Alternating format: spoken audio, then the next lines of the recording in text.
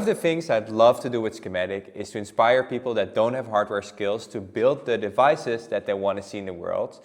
So this week I saw this tweet go viral of a person requesting a device that would allow them to play chess without any distractions. And I thought it'd be fun to kind of try to recreate this device with Schematic. Now, this is not going to be a one-week project to make it look exactly like this, but hopefully in this first week we can make something that you can play chess on. And then in later episodes we can potentially make it look more like this with 3D printing casing and finding the exact right e-ink display. Now, when you get started on a hardware project, you kind of have two options when it comes to parts.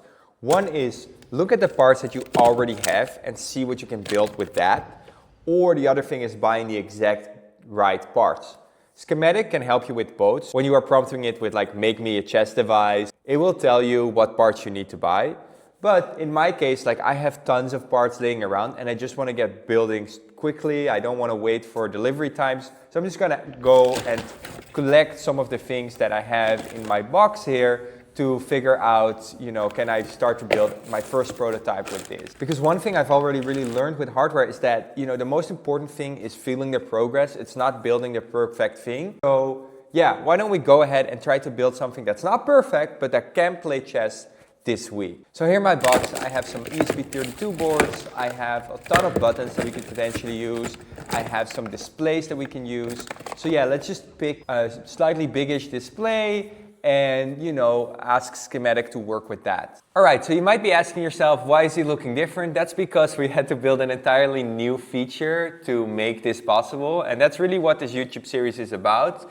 We're learning how to make Schematic better for projects while building our own projects. So the feature we had to build was a big full screen ask feature. You can actually brainstorm with Schematic on your ideas before you start building. So I'm going to use this feature now to ask. I don't even know what this thing is called. So if you look at this display, this thing here, it has like a little code here, but it doesn't really say what the thing is called. So I'm just going to ask it, do you know a device that said, and I'm going to type in this long code, question mark.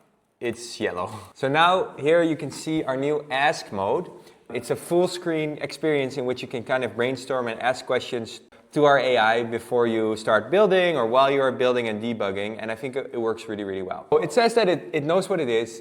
This thing is actually called Cheap Yellow Display. That's pretty interesting. Now I'm just going to ask it, could we run chess on this display? Okay, so now it actually says, yeah, you can play chess on this thing. There's two options. Number one is to play with two people on this tiny screen, but I have a chessboard at home. I don't need that. The other one is to play against AI and to actually install an AI that can play chess. Moves would take a few seconds because the ESP32, which is like the chip that is powering this thing, its AI capabilities are now very, very strong. So let's go for that AI option. I think that's more fun. And then maybe later on we could even, when we are building out this device and we do other iterations, we could even connect this to the internet because I would love to play on live chess or chess.com. So I'm just going to ask it. Option 2 sounds pretty interesting. Can you build that for me? What is really cool with this ask mode is that it has these build suggestions. It just creates a button that says click to build, and then you can just start building. So now the product is building the stuff. It doesn't need to figure out what items to use because I gave it the parts list, but it probably needs to research what this part is all about. All right, so it has loaded the project now. It's interesting, for this one, actually we don't need any parts. This is the main part. It has everything, right? It has the screen, it has the ESP32, it even has a stylus so we can connect it and hopefully use it as a touchscreen.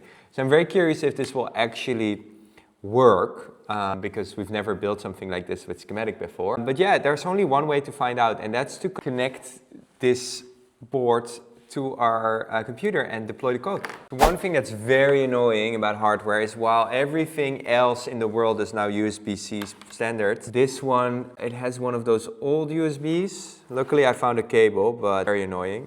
Also, look how weird that feels that, there's not really anything around the connection. It's just a thing that's soldered on top of this board. All right, I'm very, very excited. So let's connect this thing. Oh, wow. When you turn it on, it already shows a lot of things. So I haven't deployed anything. I think this is kind of pre-installed code on this board. It's talking about nerd miner. I think that's something with crypto. That's interesting. However, I don't see it popping up in the USB, so I'm just gonna try to configure it. I think there's two reasons why it might not be working. One is actually this USB might not be giving data, and the other one is that this board only can be flashed over Wi-Fi. Now actually, that first question I can ask to Schematik in our ask mode, so let's just ask that real quick. Can the, what's this thing called again? Thanks to the debugging of our lovely tool, I figured out our cable is not the right one. We don't have data cable here, so that's probably the culprit. So yeah, let's get a new cable and try again. It's 24 hours later and I finally found a USB micro cable. So let's go ahead and use this to build this project. I think this is also kind of showing one of the biggest problems with hardware is actually sourcing the parts, finding the right cables. Like a lot of the things that are not about, you know, writing artisanal code or great design. Wow, this is a massive cable, that's great.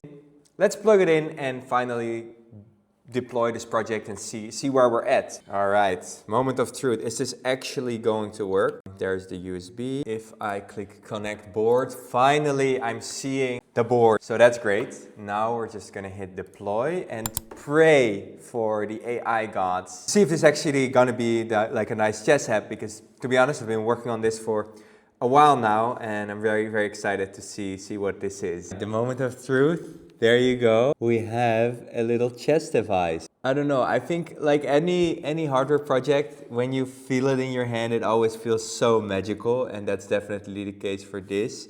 It's also fun to see what the AI has come up with. Like the UI looks pretty cool. It has very cool abstract display of all the different chess pieces. And what's also really, really cool is that we can control it with the stylus. So you can click and it will show you the legal moves. And these are all things that the AI just came up with itself. So that's crazy magical. I love it. Cool. If you've made it this far into the video, I have a small request for you, which is, can you please like, subscribe, or comment to this video? If you do all three of them, you're an amazing person. But if you do just one of them, it would be really, really useful. We're trying to make this channel very big so we can reach lots of people, and your help really, really helps there. So yeah, please do it. It would be really, really appreciated. Thank you. This is a really cool proof of concept, but I think it can be a lot better. First of all, you need to use a USB cable to power this thing. It would be really cool if we can make it battery powered. And secondly, like, you don't want to hold something that looks like this in your hand. That feels a little bit scary. I think we need to build a little bit of a case for it. Maybe we could even connect it to chess.com or Lichess. And I think that could be a really cool follow-up project. So I might do that next week. Maybe I'll do something else and I'll get back to this later on. But yeah, I'm very curious to hear what you all think. So let me know in the comments and see you next week.